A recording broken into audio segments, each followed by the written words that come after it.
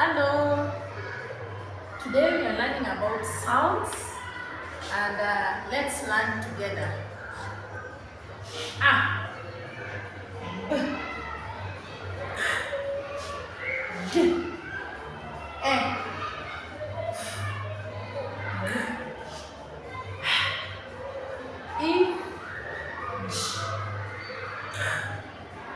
L, M, N, O, R, S, A, V, U, X, Y, Z. Thanks for listening. Hope you've learned the sounds. Bye.